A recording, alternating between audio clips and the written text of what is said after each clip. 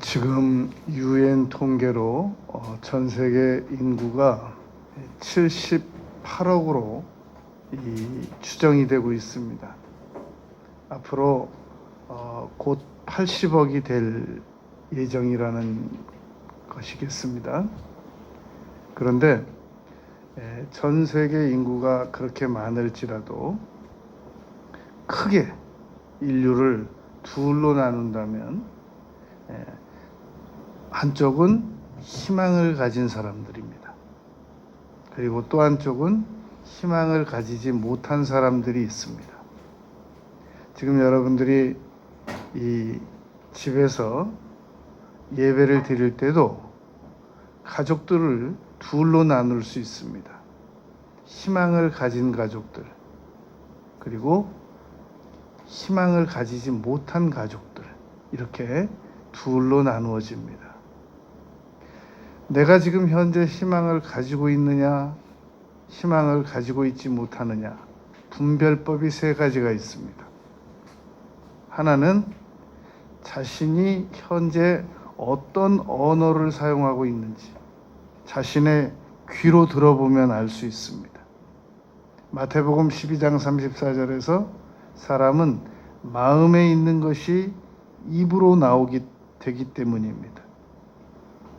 그러니까 내가 내 입으로 무슨 말을 지금 하고 있는지 내 귀로 들어봐서 그 말이 언어가 감사요, 희망이요, 그리고 미래에 대한 이 용기를 가지고 하는 말이라고 하면 내가 지금 희망을 가지고 있는 겁니다.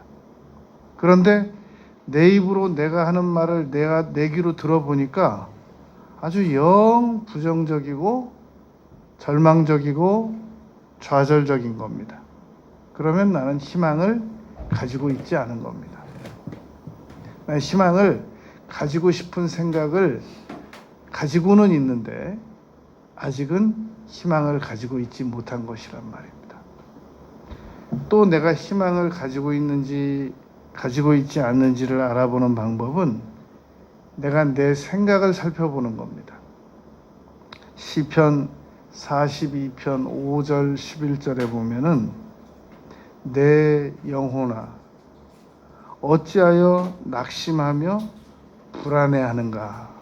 이 시편 기자가 자기 영혼에게 지금 이야기를 하고 있는 겁니다. 자기 영혼에게 자기가 묻고 있는 겁니다. 내 영혼아 어찌하여 낙심하며 불안해하는가. 그리고 자기 영혼에게 얘기합니다. 너는 하나님께 소망을 두라. 이게 지금 시편 42편 5절 11절 43편 5절에 같은 내용입니다. 이 시편 기자는 자신이 지금 자신의 생각 속에서 무슨 생각을 하고 있는지 살펴보고 이 말을 한 것이란 말입니다. 우리가 자신의 생각을 살펴볼 수 있습니다. 내가 지금 낙심하고 있느냐, 불안해하고 있느냐, 희망을 가지고 있느냐, 용기를 가지고 있느냐. 세 번째, 내가 희망을 가지고 있는지 그렇지 않은지를 분별하는 방법은 내가 늘 상상하는 것을 체크해 보는 겁니다. 사람은 죄인의 예감은 언제나 어둡습니다. 늘 추측하는 것이 부정적입니다. 생각은 현재 당면된 문제를 생각하는 것이고, 상상은 이 인간은 가보지도 않은 미래를 상상하는 능력이 있단 말입니다. 이 동물에게는 그게 없습니다. 동물에게는 당장 생각하는 능력만 있지 미래를 상상할 줄 아는 능력이 없습니다. 그런데 사람에게는 미래를 상상할 줄 아는 능력이 있단 말입니다. 그러므로 우리가 상상을 살펴보는 겁니다. 내가 지금 무엇을 상상하고 있는가? 그 상상 내용을 살펴봐서 그 상상 내용이 희망적이면 내가 지금 희망적인 상상을 하고 있는 겁니다. 그러나 암울하고 부정적이고 실패적이고 병들 것 같고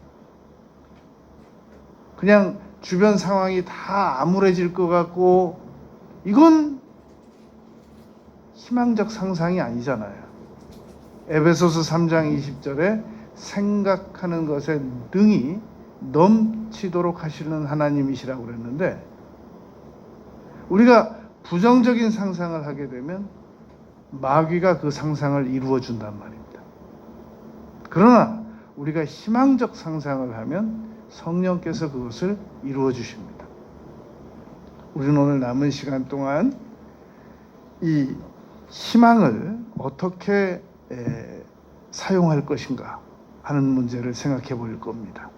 첫 번째로, 우리가 희망을 가지고 있다 보면은 마음속에 다가오는 강력한 심리적인 압박감을 극복할 수 있습니다. 이 사람은 옆에 집에서 누가 큰 소리만 내도 두렵고, 뒤에서 누가 이 뒷차가 빨리 가라고 빵빵거리는 것만 크게 해도 놀라고 그렇습니다. 늘 이 옆에 집에서 아랫집에서 쫓아 올라올 것 같고, 옆에 차 뒤에 차가 야단칠 것 같고, 한번 이 놀라고 두려운 사람들은 그런 심리적인 압박감을 가지고 살아간단 말입니다. 한번 사람들에게 이 야단 맞은 사람들은 계속 야단 맞을 것 같고 그러하단 말입니다. 그런데 이 심리적인 압박감을 어떻게 치료할 수 있겠냐는 겁니다. 이 사람은 희망을 가지면 어떤 어려운 환경이 다가와도 용기를 잃지 않게 됩니다. 그러나 고통과 괴로움과 압박이 올 때마다 희망이 없는 사람은 그냥 그 압박감에 무너져 내립니다. 이 성경에 보면 위대한 성경의 인물들 중에서 저 지금 딱 죽고 싶습니다 라고 고백한 사람을 세 사람을 추천할 수 있습니다. 그 한 사람이 민수기 11장 10절 이하에 보면 모세가 이스라엘 백성들이 하도 원망을 하니까 하나님께 그렇게 기도합니다. 주께서 이같이 내게 행하실진대 구하옵나니 내게 은혜를 베푸셔서 나를 즉시 죽여달라고. 네? 천천히 죽여달라고 그러지 않고 민수기 11장 15절에 보면은 구하옵나니 내게 은혜를 베푸셔서 즉시라는 단어를 썼습니다. 즉시 나를 죽여 내가 고난당함을 내가 보지 않게 하옵소서. 모세가 하나님 앞에 죽고 싶다라고 정식으로 아뢰는 내용입니다. 여러분, 이 자녀가 부모 앞에서 죽고 싶다고 말하는 것은 정말 불경스러운 태도지 않습니까? 그런데 모세가 얼마나 심리적인 압박이 컸으면 하나님께 즉시 죽여달라고 얘기를 했겠냔 말입니다. 그럼 모세가 어떤 경우에 심리적인 압박을 당했는가? 백성들이 우리가 애굽에 있을 때는 먹을 것도 마음 놓고 다 먹었다. 이 광야에서는 먹을 것도 부족하고 우리 먹고 싶은 것도 없고, 그러니까 하나님께서 이 콜레스테롤 높은 거, 이 혈관 질환에 안 좋은 거, 그런 것들은 광야에서 안 먹이시고 안 주셨던 겁니다. 그런데 이스라엘 백성들은 애굽에서 그런 것들에 길들여져 있었기 때문에 먹고 싶은데 없는 거예요. 그러니까 모세에게 원망을 했단 말입니다. 그 원망과 불평이 모세에게 심리적인 압박으로 다가왔던 겁니다. 만일 우리도 여러분, 우리 자녀들이 우리에게 이렇게 안 하니까 심리적인 압박을 안 당하는 거죠. 가족 중에 누가 만약에 막 울고 먹을 거 없다고 그러고 그러면 당장 모세처럼 죽고 싶은 겁니다. 그리고 저를 지금 딱 죽여주십시오라고 말한 사람이 엘리야입니다. 열왕기상 19장에 보면은 아합의 악한 이세벨이 엘리야에게 내가 너 내일 죽일 거야 라고 생명의 위협을 했더니 아주 심각한 심리적 압박을 가지고 사환 데리고 즉시 도망갔습니다. 그리고는 한 로뎀나무 아래에 가서 죽인다고 하니까 죽기 싫어서 도망가 놓고 로뎀나무 아래 가서 죽여달라고 합니다. 저를 죽기를 원하여 이르되 여호와여 넉넉하오니 지금 모세는 즉시 엘리야는 지금 내 생명을 거두시옵소서.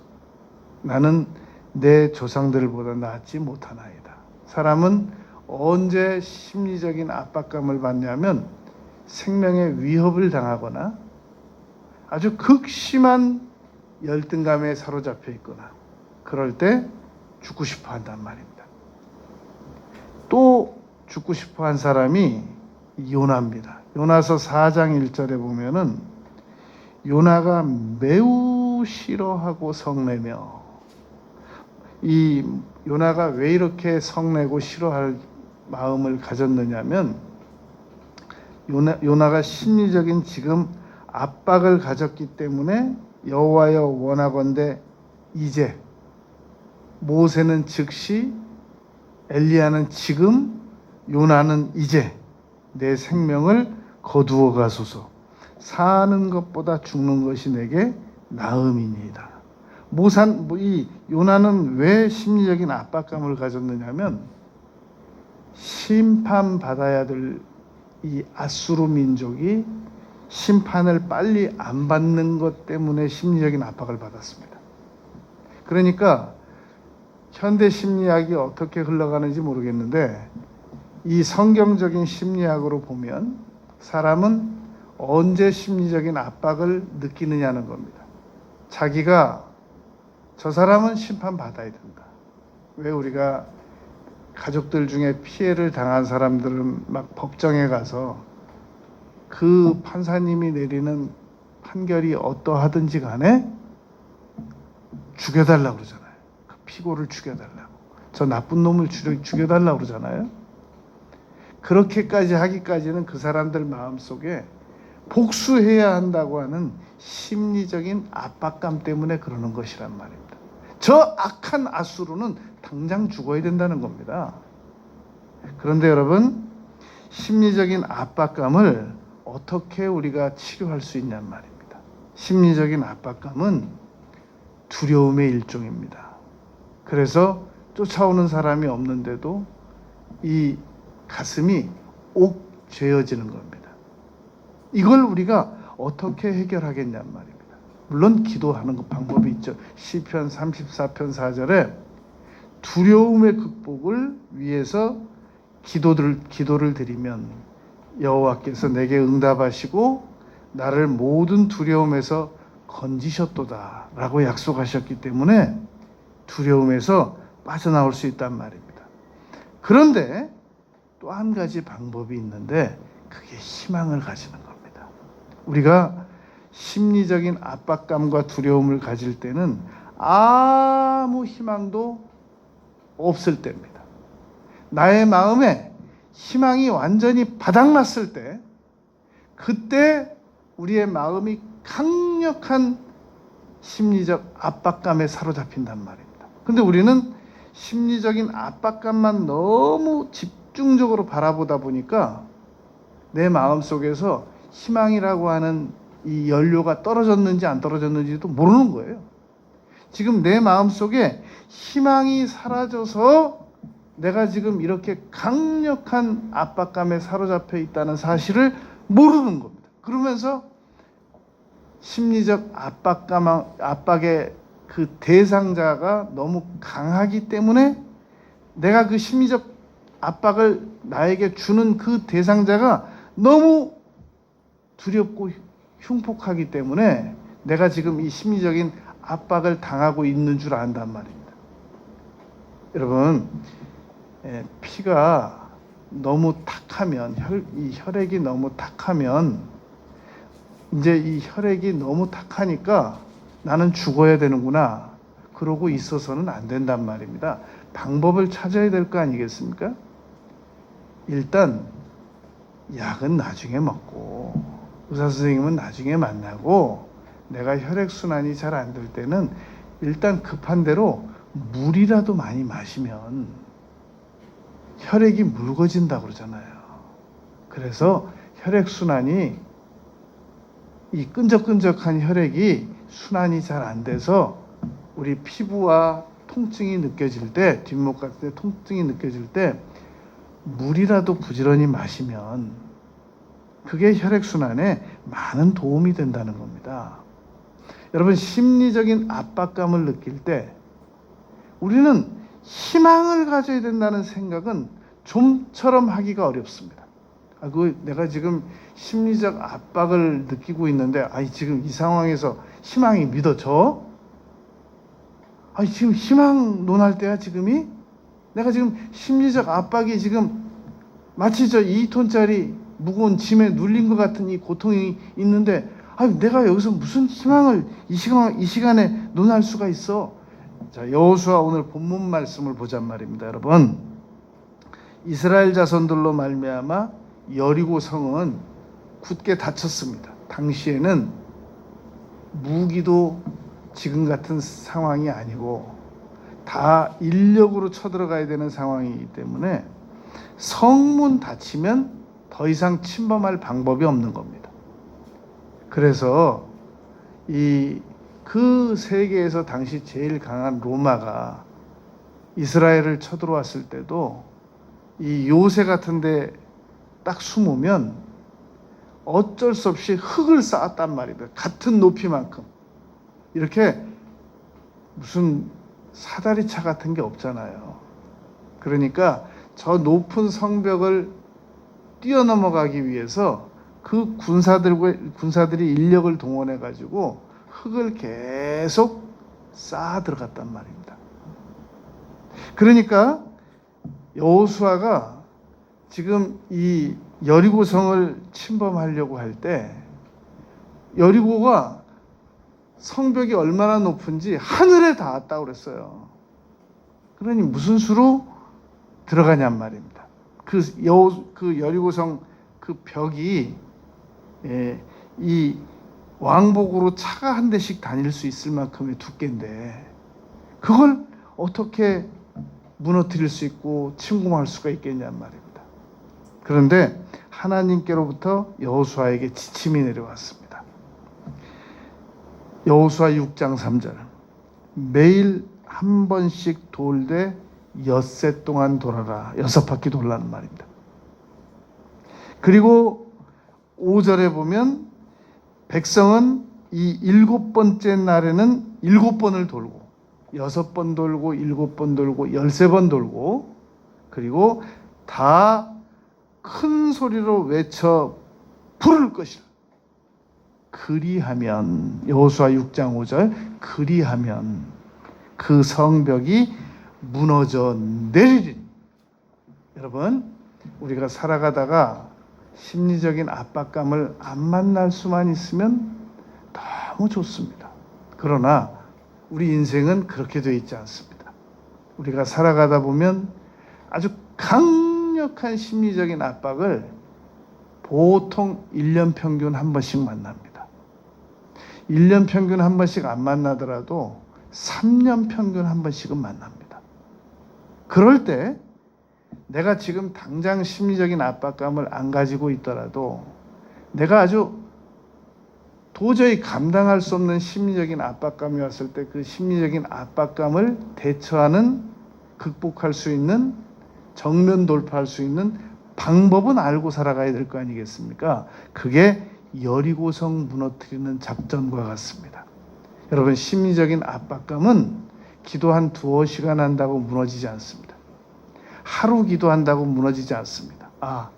여리고성과 같은 심리적인 압박이 내게 왔구나.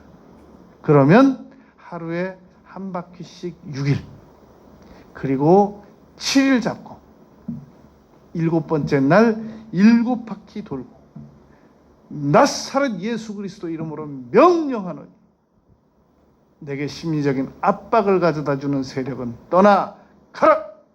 명령하면 어떤 심리적인 압박도 극복이 가능합니다. 그런데 그렇게 명령하고 여리고 작전을 하는 동안에 반드시 희망적인 사고를 가져야 된단 말입니다. 여러분, 자동차가 그렇게 고속으로 달리고 그럴 때 만약에 자동차 안에 윤활유라는 게 없으면 기계 단번에 타서 열에 의하여 깨어지고 부서지고 녹아내립니다. 그런데 차 안에 윤활유라는 게 있기 때문에 그 기계가 그렇게 고열에서도 견디고 무사하게 10년, 20년, 30년까지 운행할 수 있게 만들어주는 겁니다. 여러분, 우리가 정신적으로 엄청난 스트레스와 엄청난 압박감을 가지고 있을 때 우리는 정면 돌파할 수 있는 무기가 있습니다. 예수 이름, 예수 피, 기도, 이런 것들이, 믿음, 이런 것들이 우리의 무기가 된단 말입니다. 그러나 강력한 윤활유가 있어야 되는데 그게 희망입니다. 희망적 사고가 겸비되면서 그러한 것들이 사용될 때 그게 효력을 발생하는 것이란 말입니다. 시편 23편에 보면 여호와는 나의 빛이요 나의 구원이시니 내가 누구를 두려워하리요? 내가 누구를 무서워하리요? 세상에는 정말 무서운 대상자들이 많습니다. 군대가 나를 대적하여 진칠지라도, 시편 23편 3절입니다.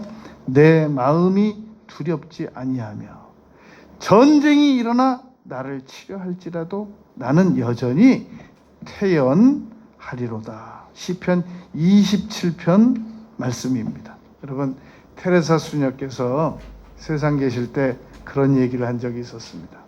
우리가 기도를 처음 시작하면 이 바다 위에서 한 30cm 들어가서 기도드리는 것과 같다.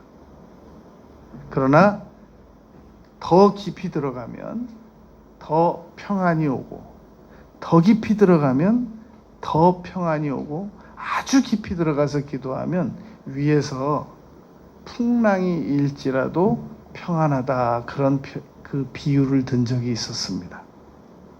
우리가 여러분 심리적인 압박을 위해서 계속 나의 의지만 가지고는 극복이 안 됩니다. 왜냐하면 시편 33편 17절에서 이렇게 말했습니다.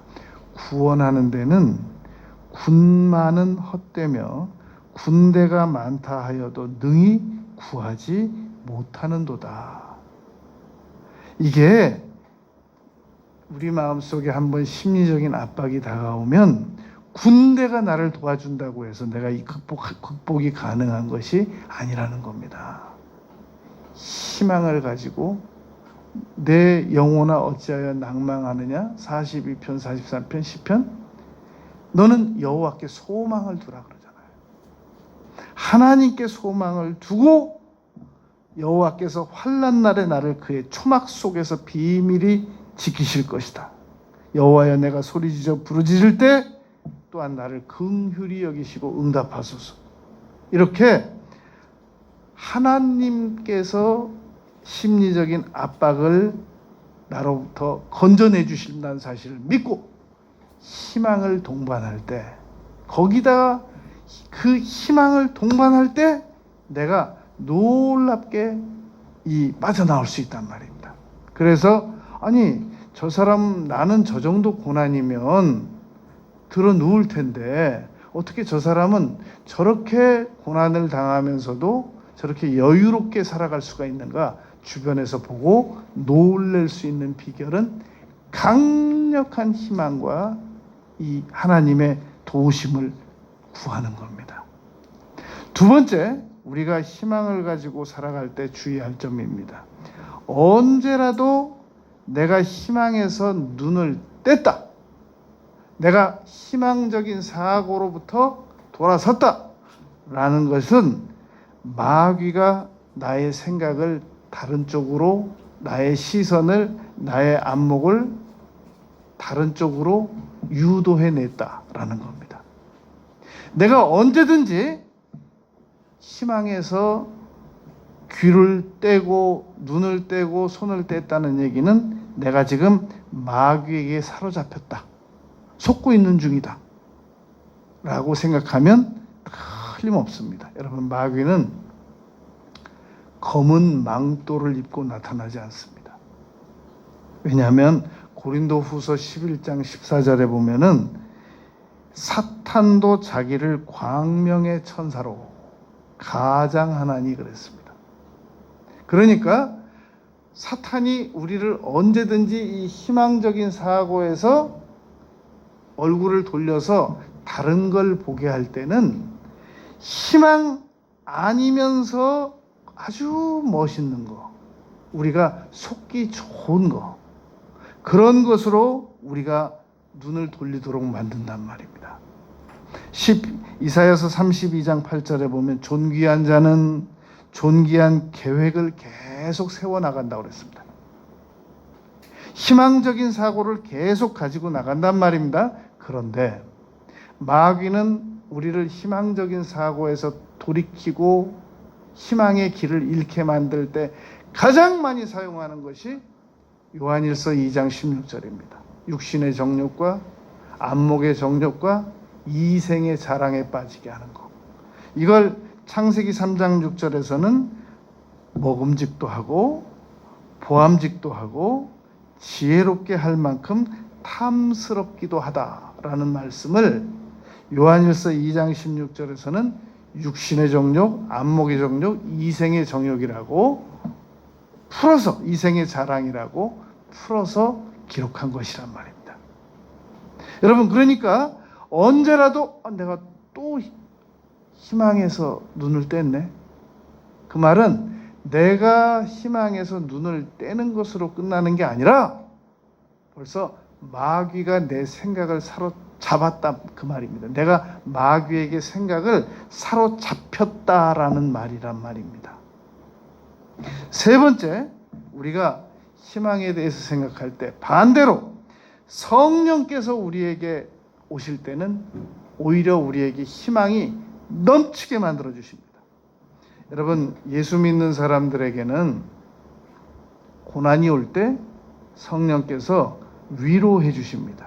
그 위로해 주시는 분이 고린도 교인들에게 바울 사도께서 했던 말이란 말입니다. 고린도후서 1장에서 바울 사도께서 내가 아무 의지할 것도 없을 때 성령께서 오셔서 나를 위로해 주시더라 라고 말했단 말입니다. 그러면 성령은 여러분 우리를 어떻게 위로하시겠습니까?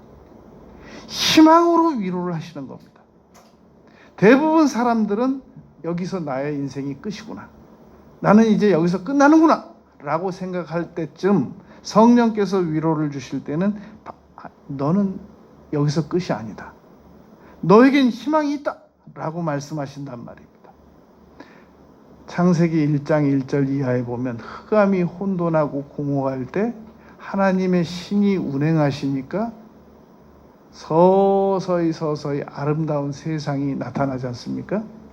성령께서 우리 마음속에 들어오시면 희망을 계속 공급하시면서 우리가 계속 내일에 대한 희망, 다음 주에 대한 희망, 다음 달에 대한 희망, 내년에 대한 희망, 이 성령이 충만해지면 계속 희망이 보여요. 10년 후도 믿어지고 20년 후도 믿어지고 계속 나의 앞길이 잘 될 것이 믿어집니다. 그런데 성령 충만이 사라져버리고 마귀가 나의 생각을 점령하게 되면 그때는 내일도 안 믿어지고 모레도 안 믿어지고 글피도 안 믿어지고 일주일 후도 안 믿어지고 한 달 후도 안 믿어지고 전혀 캄캄한 흑암처럼 됩니다. 그러나 성령께서 다시 오시면 흑암이 혼돈하고 공허한 상황에 다시 우리에게 희망적인 사고가 회전되기 시작, 정상적으로 운행되기 시작한단 말입니다. 사도행전 2장 16절 이하에 보면은 선지자 요엘을 통해서 말씀하시기를 성령께서 오시면 내가 내 영을 너희에게 부어주면 늙은이도 꿈을 꾼다. 늙은이가 꿈을 꾸는데 여러분 젊은 사람은 더 꿈을 많이 꾸죠. 환상 보죠. 그런데 내 신이 우리 사람에게 내 영이 임하지 않으면 젊은 사람도 아무 희망을 못 가집니다. 바로 노숙인처럼 전락이 가능합니다.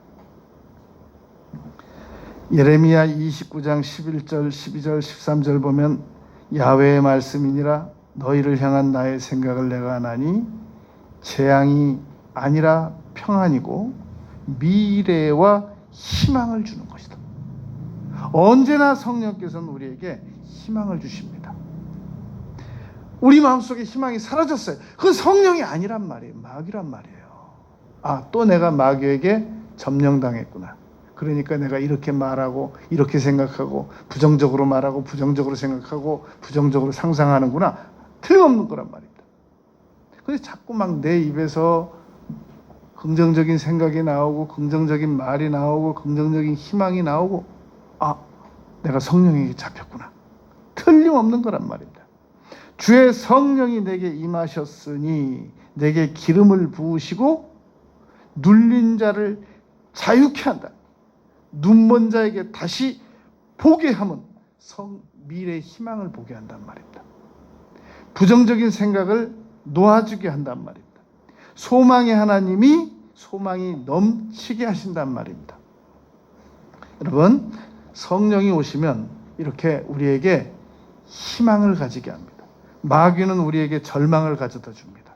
그런데 우리가 여러분 네 번째 끝으로 생각할 것은 우리가 희망을 지금보다 더 강하게 가지기 위해서는 믿음을 강하게 하지 않으면서 희망을 강하게 가질 수는 없습니다. 믿음은 용기입니다. 믿음은 두려움을 극복하게 하는 수단입니다. 그런데 믿음이 있어야 용기를 가질 수 있고 믿음이 있어야 두려움을 극복할 수 있는데 믿음은 가지고 있지 않으면서 희망만 가진대요. 계속 생각은 부정적으로 하고 상상도 부정적으로 하고 말도 부정적으로 하면서 나에게 희망은 있대요. 그건 안 맞는 말이란 말입니다. 그것은 일관성이 없는 주장이란 말입니다. 그러니까 내가 부정적으로 말하고 부정적으로 생각하고 부정적으로 상상하면 이미 그 사람은 희망이 없는 거예요. 희망이 있다고 설령 말한다고 해도 그 사람은 가짜 희망이란 말입니다. 안 믿는, 스스로 믿지 못하는 형식적인 액세서리 같은 그런 희망이란 말입니다.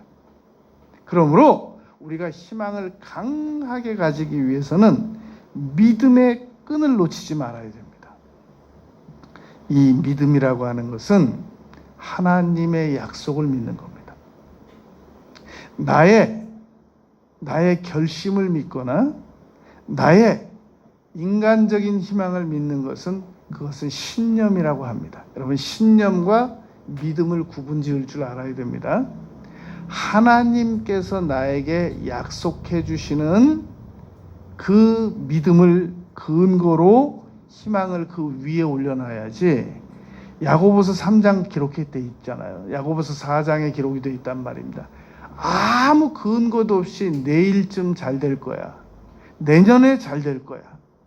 그렇게 말하는 것은 옳지 않은 희망이란 말입니다. 그건 건강하지 못한 희망이란 말입니다. 성경에 여러분 예레미야와 에스겔의 그 내용을 면밀히 읽어보면 두 종류의 선지자가 나옵니다. 예레미야 선지자 참 선지자, 에스겔 선지자 참 선지자. 그리고 예레미야서와 에스겔서에는 거짓 선지자들이 너무 많이 나옵니다. 그런데 거짓 선지자들의 특징이 뭐냐면 거짓 선지자들의 특징은 거짓 희망을 제시한다는 겁니다. 이루어질 수도 없는, 이루어지지도 않는 자기들의 생각을 희망으로 백성들을 속였단 말입니다. 그런데 예레미야와 에스겔은 진짜로 하나님께서 주신 희망을 제시했단 말입니다. 그러므로 우리가 믿음을 강하게 가져서 가지는 희망은 그 나의 인본주의적인 사고에서 나온 희망이 아니기 때문에 그것은 얼마든지 실현이 가능하단 말입니다. 히브리서 10장 35절 담대함을 버리지 마라. 히브리서 13장 5절 내가 결코 너희를 버리지 아니할 것이다 라고 말씀했단 말입니다. 하나님의 약속을 믿는 겁니다. 우리는 여러분 구원받은 백성들입니다. 그런데 자꾸만 세상에 여러 거짓 선지자들의 부류가 있습니다. 당신은 언제든지 구원을 잃어버릴 수도 있다. 당신은 언제든지 하나님께 내쫓김을 받을 수 있다. 여러분 무서워서 어떻게 희망을 가질 수 있어요? 언제 쫓겨날지 모르는데. 그건 여러분 성도들에게 절망을 주는 거예요. 목사님들이 신학자들이 당신은 구원을 잃어버릴 수도 있어. 당신은 하나님께 버림받을 수도 있어. 여러분 그런 성도님들이 어떻게 희망을 가져요? 지금 언제 쫓겨날지도 모르는데 늘 무서워서 공포 가운데 사는 거죠. 나는 그냥 난 다른 거 아무것도 안 바래. 나는 지옥만 안 갈 수 있으면 돼. 나는 세상에서 그냥 아주 사막 걷는 것처럼 살아도 괜찮아. 그런 신학이 세상에 있단 말입니다. 여러분 꼭 믿으시기 바랍니다. 우리는 예수님을 마음에 영접한 사람들, 마음으로 믿고 입으로 시인한 사람들은 하나님께서 고쳐주셔가면서 반드시 천국 데려가시지. 그냥 조금만 잘못하면 아웃시키고 내쫓고 그러지 않는단 말입니다. 그러니까 믿음을 가지고 거기에 믿음의 그릇에 희망을 담는 겁니다. 그런데 이런 믿음은 가지지 못하고 무조건 희망만 가지려고 그래요. 그러니까 막 이렇게도 가져보려고 해도 안 되고 저렇게도 가져보려고 안 되고 그러니까 막 자기 신념을 근거로 희망을 가져보려고 하니까 이게 견뎌내지를 못하는 겁니다. 믿음이라고 하는 그릇에 터진 그 부대에 어떻게 물을 담아서 그 사막을 갈 수 있겠어요? 튼튼한 부대에 새 포도주를 담아서 사막을 무사히 여행을 마칠 수 있는 거 아니겠습니까? 믿음을 가져야 됩니다. 그 믿음은 사실에 근거하고 지식에 근거하고 거기에 동의까지 하는 겁니다. 하나님, 우리가 언제 구원시켜달라고 그랬어요? 하나님이 구원시켜주신다고 예수님께서 십자가에 오셔서 십자가에 못 박혀 죽으셨죠? 그리고 십자가의 한쪽 강도는 끝내 저를 구원해 주십시오라는 말 한마디를 안 해서 천국 못 가고, 한 강도는 평생 강도질만 했는데 나를 기억하옵소서라는 그 말 한마디로 예수님과 함께 낙원으로 들어갔단 말입니다. 여러분, 우리는 버림받지 않습니다. 우리보다 훨씬 더 죄를 많이 지은 사람들도 예수님을 믿으면 버림받지 않습니다. 우리보다 엄청난 죄를 지은 사람들도 예수님을 믿으면 예수님께서 천국으로 불러들이시는데 우리를 왜 버리시겠어요? 내가 결코 너를 버리지 않을 것이다. 히브리서 13장 5절입니다. 이 믿음 위에 희망을 담으시기 바랍니다. 이 희망적인 사고를 가지고 이후로 남은 생애를 살아가면 여러분, 우리가 어떤 고난도 넉넉히 이겨낼 수가 있습니다. 기도드리겠습니다.